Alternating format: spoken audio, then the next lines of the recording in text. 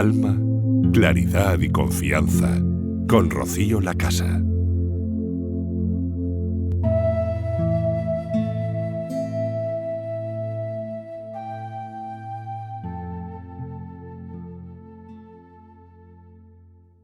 Hola, te doy de nuevo la bienvenida al episodio de hoy de mi podcast, en el que quiero hablarte de un tema básico, central, imprescindible de la psicología. Esto es primero de psicología, cosa que curiosamente no nos enseñaron en la universidad. Pero bueno, es importante en cualquier proceso psicológico tener estos conceptos claros, mucho más allá de las técnicas, de las teorías, de los modelos, y es el metapensar. Es decir, vamos a pensar hoy, vamos a reflexionar sobre nuestro pensamiento, sobre cómo funcionan los procesos mentales y cómo afectan a nuestra experiencia mental y sensorial. El metapensar, pensar sobre el pensar. ¿Y por qué te digo que es más importante incluso que las técnicas? Porque hay un concepto, un malentendido, que me pasaba a mí cuando empecé a trabajar. Yo era un manual de técnicas con patas, sabía todas las técnicas del mundo. Estudié cognitivo-conductual, el modelo cognitivo-conductual, que es verdad que tiene distintos tipos de técnicas para los pensamientos, sobre todo está muy centrado en cambiar pensamientos, ¿no? Pasarlos de positivo a negativo, de negativo a positivo sobre todo, y ver las distorsiones que se hacen en el pensamiento, ver qué creencias irracionales tenemos. Y eso también es un trabajo fundamental, ¿no? Ver el contenido de nuestra experiencia mental. Pero mucho más importante es entender cómo pensamos, cómo darnos cuenta de lo que estamos pensando y cómo cambiar la influencia que eso tiene sobre nuestra experiencia sensorial. Al final, una emoción, que es muchas veces lo que queremos cambiar, modular, es un matrix de sensaciones sentidas en el cuerpo que etiquetamos con una serie de pensamientos. Entonces, para trabajar las emociones es imprescindible conectar con cuerpo y también entender de dónde están viniendo esas sensaciones. Y las técnicas no son tan importantes porque ¿qué distingue, por ejemplo, a un deportista profesional, a un pro, de un deportista amateur? Entre otras cosas, lo que distingue a estos dos tipos de deportistas es que el pro hace menos movimientos para conseguir lo mismo. O sea, un buen tenista necesita menos saques o menos movimientos para ganar a su rival. O un golfista, ¿no? Cuantos menos golpes, más eficaz está siendo el juego. Y esto igual, o sea, si tienes esta base clara, las técnicas van a ser algo secundario. Incluso hay personas que ya comprendiendo esto no necesitan ni una técnica ni una respiración. Eso quizás venga solo, incluso las crean ellos de forma intuitiva, ¿no? Porque muchas de las técnicas son de sentido común. Entonces vamos a ser profesionales de la mente y vamos a entender bien cómo funciona y cómo controlarla. Y desde un control distinto al que se pretende cuando estamos en un proceso de ansiedad, por ejemplo, controlar los pensamientos, rechazándolos, resistiéndolos, queriendo echarlos, sino no necesitar todo eso, que al final genera más tensión, sino cambiar nuestra reacción ante ellos, que pierdan el poder que posiblemente le estábamos dando. Llega un momento, cuando profundizas en esto, que te das cuenta que casi todo son ilusiones psicológicas. Hay una anécdota que cuenta que había un hombre que estaba en el desierto y vio una serpiente muy cerca de él. sintió peligro inmediato. El corazón empezó a latir rápido, empezó a sudar, a sentirse al borde del pánico, queriendo, no sabía si luchar, huir. Todas esas sensaciones eran muy reales, hasta que se acercó un poco más y se dio cuenta de que era una cuerda. Y pensó, qué curioso cómo algo que nunca ha sido una serpiente haya podido generarme una experiencia tan real. ¿Qué estaba generando esa experiencia? Su pensar sobre la cuerda. No la cuerda.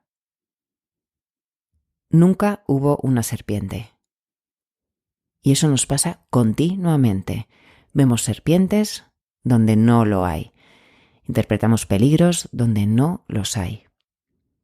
En miradas, en cosas que anticipamos, en señales que nos da nuestro jefe en el trabajo. Cogemos y lo interpretamos como algo catastrófico o como algo distinto a lo que es realmente. Y perdemos mucho tiempo en esas elucubraciones mentales. Ayer mismo estaba hablando con una cliente y me hablaba de su miedo a los fantasmas de cuando era pequeña. Decía, si es que yo pienso, Rocío, que llevo toda la vida con miedo. Ya de pequeña tenía pánico a los fantasmas, a los espíritus. Y yo, conociendo un poco su historia, quise indagar, porque muchas veces los miedos que tienen los niños, cuando ya se convierten en algo más patológico, no un miedo natural, hay miedos naturales que son evolutivos y son necesarios, pero cuando un miedo va más allá se queda ahí como un poco enganchado, a veces el niño está trasladando un miedo a una figura real, por ejemplo, al padre o a la madre, en un objeto, porque no puede procesar que su propio padre le dé miedo. Eso a ciertas edades, ¿no? Pues es como muy duro para la psique del niño tener miedo a la figura que también te está protegiendo, a tu padre, ¿no? Entonces se crean ese tipo de juegos que son como mecanismos de defensa para salvaguardar la imagen paterna, ¿no? Y que siga funcionando como una figura de protección. Esto es muy interesante. Y como te digo, conociendo su historia, su padre tenía un problema de alcoholismo y era agresivo. Sin ser una mala persona, es lo que tiene el alcoholismo, ¿no? Que destroza familias porque cambia completamente la personalidad del adicto. El caso es que no era un mal hombre, pero cuando bebía, pues perdía el control y había situaciones muy tensas en familia. Entonces ella estuvo recordando cómo al entrar en la habitación de los padres, y me decía, al ver esos muebles oscuros y tal, lo estuvo como reviviendo, sentía terror. Ella lo identificaba como fantasmas, pero vimos que quizás representaba un poco el miedo que tenía a su padre y que ella no podía como digerir y etiquetar como tal, como miedo a mi padre, que más adelante sí pudo y trabajó y ahora tiene buena relación con él. Y decíamos, qué curioso, me dice, Rocío, es que estoy recordándolo y tengo la piel de gallina y estoy sintiendo miedo. Qué curioso, una imagen de hace 30 años que pueda estar simplemente por haberla traído al recuerdo, generándome las mismas sensaciones. O sea, en un minuto estaba con la piel de gallina, igual que cuando era niña, y con miedo en el cuerpo. Solo por su pensar. Ella y yo estábamos en mi despacho, absolutamente seguras, no pasaba nada, su padre a muchos kilómetros de distancia y con una relación completamente distinta. Bueno, pues así funcionamos. Y no está aquí el problema. El problema está cuando no te das cuenta. El problema está estar pensando sin darte cuenta de que estás pensando. Porque eso lo hacemos continuamente. Estamos conduciendo, cocinando, trabajando y en paralelo toda una proyección mental de escenas, anticipando el futuro, haciendo recuerdos del pasado, muchas veces distorsionados, que el cuerpo identifica como reales y la fisiología responde. Por eso es imprescindible despertar al pensamiento. Por un lado, darte cuenta de que estás pensando, simplemente eso, sin necesidad de analizar mucho más. Y en un segundo paso, bueno, pues darte cuenta de cuál es el contenido de esos pensamientos y sin tratar de cambiarlos, de forzarlos, de reinterpretarlos, de buscar un nuevo marco, de tranquilizarte, decir, solo son escenas que me está trayendo mi mente en este momento. Y no me están diciendo nada ni del pasado, porque es solo una versión del pasado, ni del futuro, porque no tengo ni idea de lo que va a pasar en el futuro, ni de mí, ni de la realidad. Solo me está diciendo cómo está siendo mi pensar en este momento. Te cuento una historia. En 1895, los hermanos Lumière proyectaron lo que fue la primera película de la historia. Organizaron una sesión de cine y algo que nadie había visto antes, ¿no? Y en una gran pantalla hicieron una película de un tren llegando a la estación. ¿Qué sucedió? Que las personas, los espectadores, como no tenían la experiencia de haber visto esas imágenes en una pantalla, lo creyeron real y muchos de ellos saltaron de su asiento. Saltaron de su asiento pensando que el tren venía realmente hacia ellos. Puede que en un segundo momento se lo explicaran y lo entendieran, pero su primera reacción fue la de escapar, la de huir, la de irse de ahí. Y era solo una proyección en una pantalla. Bueno, pues esto, cuando no entiendes el pensar, te puede suceder lo mismo. Realmente es como si saltaras de la pantalla. Las personas que empiezan a evitar situaciones, pues por ejemplo, evitar conducir, y lo hacen porque su mente cuando conduce, o incluso antes de conducir, empieza a crear esas películas de accidentes, de que ellos provocan un accidente, o que una persona que conduce mal les genera un problema, o lo que sea, esas películas que realmente crea la mente, ¿qué hacen? Es como si se saltaran del asiento porque deciden no coger el coche. Lo toman como real y saltan de su asiento, en sentido figurado. Entonces, imagínate que en 1895 esa proyección hubiese supuesto un problema social, que la gente no podía ir al cine porque le generaba terror, ¿no? Ese tipo de películas. ¿Qué podían haber hecho? Podían haber cerrado el cine, como hay personas que cierran el cine, que no quieren ver ese tipo de películas, y como no las quieren ver, las rechazan absolutamente porque las toman como reales, pues dejan de conducir, dejan de volar, dejan de ir a determinados lugares o hacer ciertas cosas. Es como si cerraran su cine y no dieran acceso a esas películas. O también, en 1895, podían haber dicho, bueno, mantenemos el cine abierto, pero solo vamos a poner películas light, películas suaves de contenido amoroso y nada, dos ancianitos hablando de la vida en un banco o un perrito jugando con una pelotita. Solo películas de ese tipo para que la gente no les afecte. De nuevo, sería caer en un malentendido y no permitir a esas personas tener una experiencia totalmente segura, estar transmitiendo que no se puede tener imágenes más agresivas o más impactantes porque hacen daño. Y eso lo hacen también las personas en la actualidad cuando rechazan un tipo de pensamientos y creen que solo pueden pensar cosas bonitas y positivas para estar bien. Como si hubiera películas que sí pueden ver y películas que no pueden ver. Cuando pueden ver cualquier película sin necesidad de que les afecte. Una vez entienden el malentendido y de qué está hecho la película mental, el pensamiento negativo. Es como nosotros ahora cuando vamos al cine, bueno, pues te puede impactar. El otro día ponía en el email el ejemplo de la película de Lo Imposible, que no sé si la has visto, pero es basado en un hecho real, un tsunami que hubo bestial en Tailandia hace unos años, y entonces está muy bien hecha y hay imágenes del tsunami muy impactantes, que te hacen como, parece que estás ahí, ¿no? Como están grabados, como la cámara dentro de la ola del tsunami. Y te puede impactar, Puedes pensar, ¡qué horror! Puedes empatizar con los personajes, puedes sufrir momentáneamente por ¡ay, se salvarán! Pero cuando está llegando la ola de la pantalla, no te sales corriendo del cine, gritando, diciendo ¡oh, peligro, peligro! O cuando ves al asesino en la pantalla y va a disparar, no te escondes debajo del asiento para que no te dé la bala. Bueno, pues eso mismo lo hacemos con los pensamientos. Nos escondemos, evitamos, hacemos todo tipo de conductas extrañas que van en contra muchas veces de lo que queremos por miedo a esa película que tiene la misma capacidad de hacerte daño que una película del cine.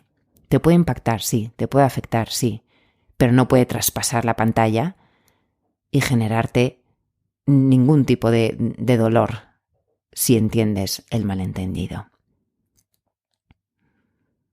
Entonces, te repito, el problema no está en pensar, sino pensar sin saber, sin darte cuenta de que estás pensando. Porque ahí el cerebro lo interpreta como real y la fisiología responde con los síntomas pues que sean, ¿no? De ansiedad, de miedo, de rabia.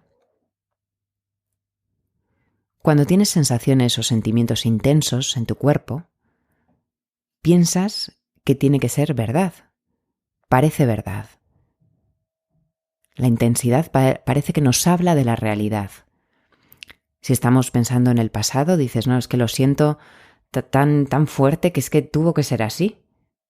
¿Cómo no? O del futuro. Y empiezas a confundirte con la intuición, diciendo, no, es que se va mi hijo de vacaciones, tiene que ir en coche. Y empiezo a sentirme muy angustiada porque me estoy creando auténticamente la película del accidente o de que le van a atracar o de que va a perder la cabeza por ahí. Y esas películas, si no me doy cuenta de que las estoy creando, el cerebro y tú mismo crees que tienes como una especie de intuición y que tienes que mantener esa alerta porque si no serías una persona irresponsable y desapegada de tu hijo, ¿no? Entonces hay un mecanismo que te mantiene ahí en alerta pensando que te está protegiendo y pensando que tiene que ser así porque si es tan intenso, algo va a pasar. Y eso es un malentendido muy común que tienen las personas con la ansiedad generalizada, ¿no? Que llevan tiempo viviendo desde ahí, desde esa forma de afrontar los problemas, preocuparse mucho, luego no pasa nada, entonces sacan la conclusión a nivel inconsciente de que si me preocupo mucho, finalmente no pasa nada. Toman la preocupación como una forma de afrontamiento que les da seguridad. Muchos pagarían por dejar de preocuparse, pero se sienten raros cuando dejan de hacerlo, como desprotegidos, como si la preocupación, estar dándole vueltas, estar enganchados en lo negativo que pueda pasar, les ayude a controlar la situación. Entonces eso es un segundo paso, poder estar cómodos en la calma, en la tranquilidad. Hay muchas personas, observo en la consulta con mis clientes de los sistemas, que se sienten extraños cuando están en calma. O sea, por ejemplo, tenía una mujer que se preocupaba muchísimo por cuando sus hijos tenían fiebre, cuando estaban malitos y tal, ¿no? Y se ponía muy nerviosa, anticipando que era una enfermedad más grave que no habían detectado y tal y cual. Lo estuvimos trabajando y ya cada vez que un hijo tosía o tenía un poquito de fiebre, por otro lado, muy típico en los niños pequeños, cuando empiezan los colegios, los virus y demás, ella lograba mantenerse en calma y no darle demasiadas vueltas, estaba en el presente. Tiene fiebre, le doy la medicación, no empiezo a pensar si va a ser que tiene una neumonía más grave y tal, y si la tiene, pues le llevo al hospital y punto, y le doy su tratamiento. Pero estaba en la realidad, o sea, estos síntomas, no se iba al más allá, que podría ser, que no están detectando y tal. Entonces se sentía más calmada y muy presente en la situación, pero una parte de ella todavía le decía, estás siendo una madre irresponsable. Deberías estar preocupada. Como si la calma te estuviera diciendo algo de la enfermedad de tu hijo o del síntoma de tu hijo, ¿no? Y como un pensamiento mágico de si estoy calmada, a ver si luego me va a castigar una fuerza superior por no haberme preocupado. Estos son trucos que describe mis sistemas porque, como decía otra cliente, la mente es muy tricky en inglés, es muy, no sé cómo se diría en español, muy trucosa, que nos pone muchos trucos, triquiñuelas, con el objetivo de ayudarnos. Pero nos hace crear esta serie de malos entendidos y perpetuando así el sistema de alerta. Luego, también ahí es verdad que hay malestar que no viene tanto por el pensar, sino que está relacionado con las hormonas. Continuamente me escriben, me cuentan mujeres, ¿no? Con el periodo menstrual, todo eso, que es verdad que eso afecta también al estado de ánimo y a los pensamientos, que a veces son de peor calidad, ¿no? Cuando estamos con las hormonas a tope. Pero aún así, la cosa es que no significa nada. También en esos momentos, el problema no es sentirnos bajos, sino lo que interpretamos de ahí. Una persona que está en un proceso de ansiedad y de repente va a tener el periodo, si empieza a interpretarlo desde qué horror es la ansiedad, está una sensación natural y con la que hay que convivir más o menos, ¿no?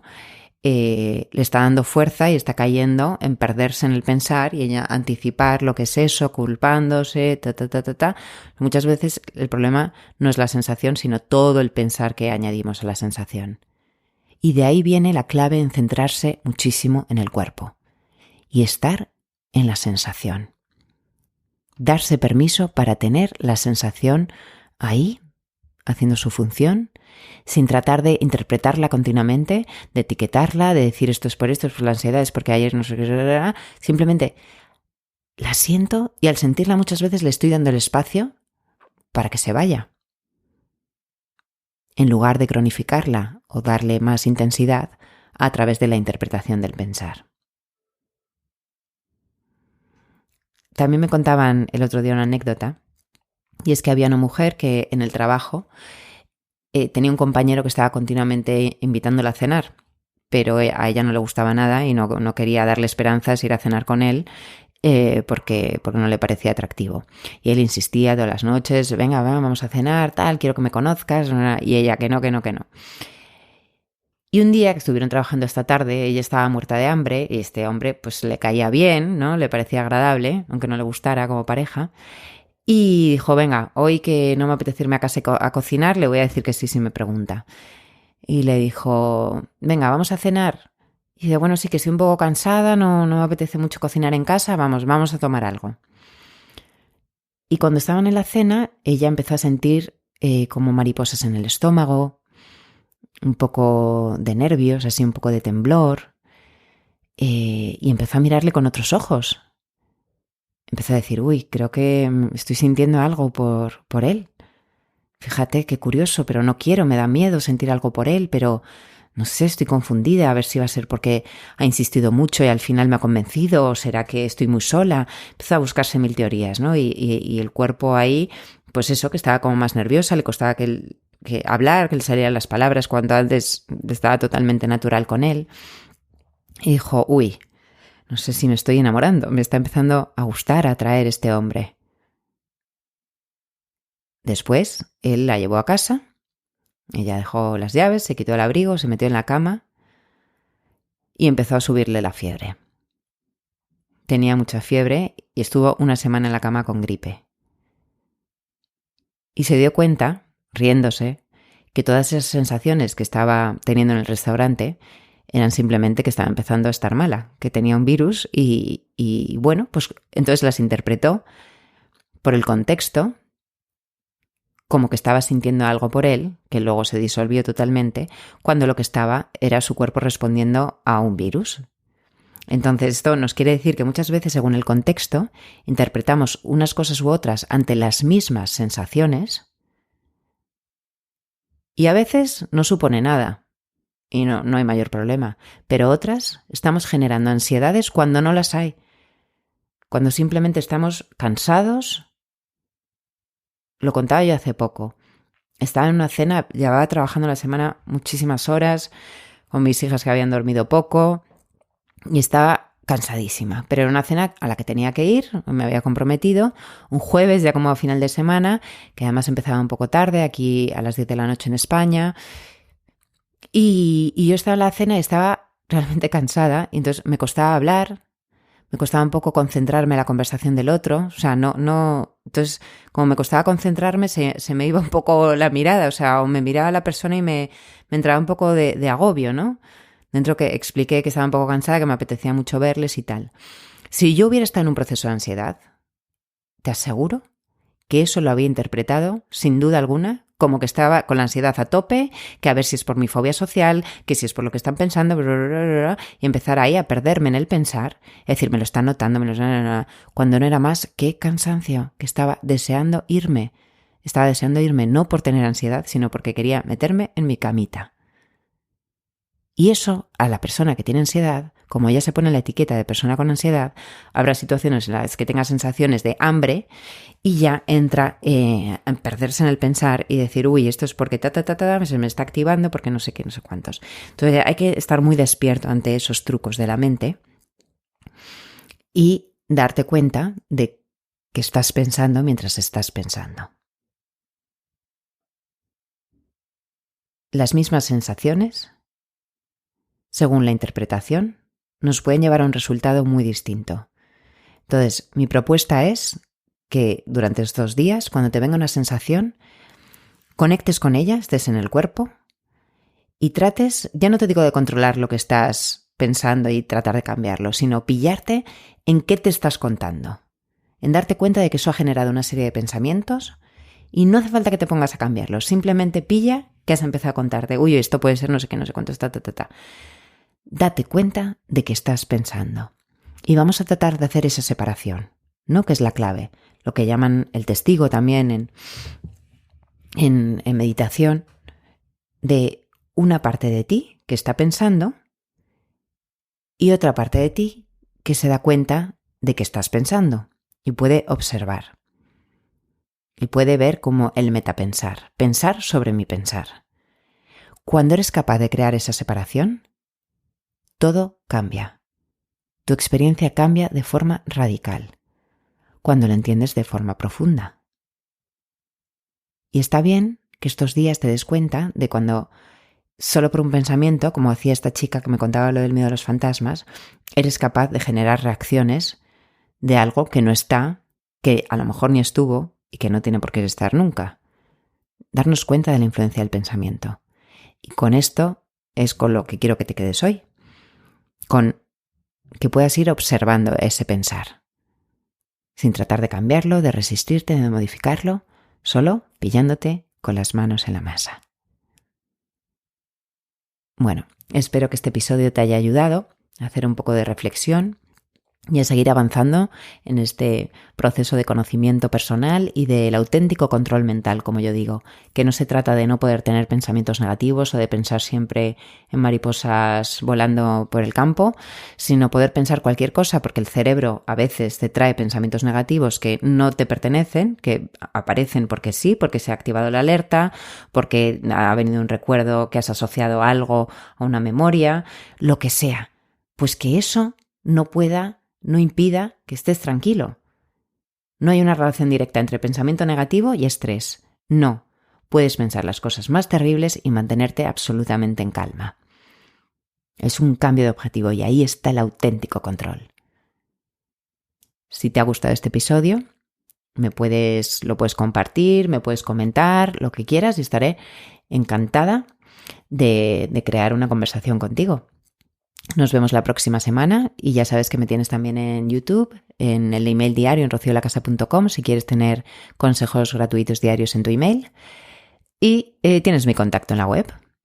Muchas gracias por estar aquí conmigo y un abrazo muy fuerte.